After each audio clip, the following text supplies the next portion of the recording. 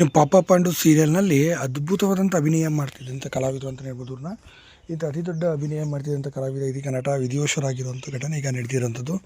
ಇದ್ರ ಬಗ್ಗೆ ಸಂಪೂರ್ಣದ ಮಾಹಿತಿ ನಾನು ನಿಮಗೆ ಕೊಡ್ತೀನಿ. ಅದಕ್ಕೂ ಮುನ್ನ ಚಾನಲ್ ಕೂಡ ಸಬ್ಸ್ಕ್ರೈಬ್ ಮಾಡ್ಕೊಳ್ಳಿಸಿದ್ರೆ ಇನ್ನು ಪಾಪ ಪಾಂಡು ಸೀರಿಯಲ್ನಲ್ಲಿ ತಮ್ಮದೇ ಆದಂಥ ರೀತಿಯಲ್ಲಿ ಛಾಪನ್ನು ಮೂಡಿಸಿ ಅತಿ ದೊಡ್ಡ ಮಟ್ಟಿಗೆ ಹೆಸರು ಮಾಡಿದಂಥ ಕಲಾವಿದರು ಹಾಗೂ ನಟರು ಅಂತಲೂ ಕೂಡ ಅವ್ರನ್ನ ಕರೆಯಲಾಗ್ತದೆ.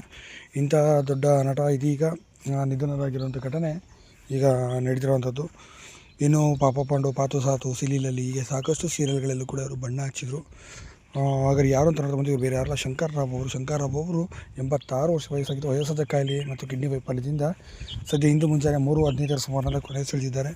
ಇನ್ನು ಪಾಪ ಪಾಂಡುನಲ್ಲಿ ಪಾಂಡುಗೆ ಗೋಳು ಕೊಡುವಂಥ ಬಾಸ್ನ ಪಾತ್ರದಲ್ಲಿ ಇವರು ಅಭಿನಯ ಮಾಡಿದ್ರು. ಇವರ ಅಭಿನಯ ಎಷ್ಟು ಚೆನ್ನಾಗಿತ್ತು ಅಂತಂದರೆ ನಿಜಕ್ಕೂ ಕೂಡ ಎಲ್ಲರೂ ಕೂಡ ಇವತ್ತಿಗೂ ಕೂಡ ನೆನೆಸ್ಬೇಕು. ಅಷ್ಟು ಅದ್ಭುತವಾಗಿ ಅಭಿನಯ ಮಾಡ್ತಿದ್ರು. 2001, 2002, 2003 ಬಂದಂಥ ಬ್ಲಾಕ್ ಬಸ್ಟರ್ ಸೀರಿಯಲ್ ಅಂದರೆ ಪಾಪ ಪಾಂಡು ಅಂತಲೇ ಹೇಳ್ಬೋದು. ಇಂಥ ಅದು ಅತಿ ದೊಡ್ಡ ಸೀರಿಯಲ್ನಲ್ಲಿ ಅಭಿನಯಿಸಿದಂಥ ಶಂಕರ್ ರಾವ್ ಇಂದು ವಿಧಿವಶರಾಗಿ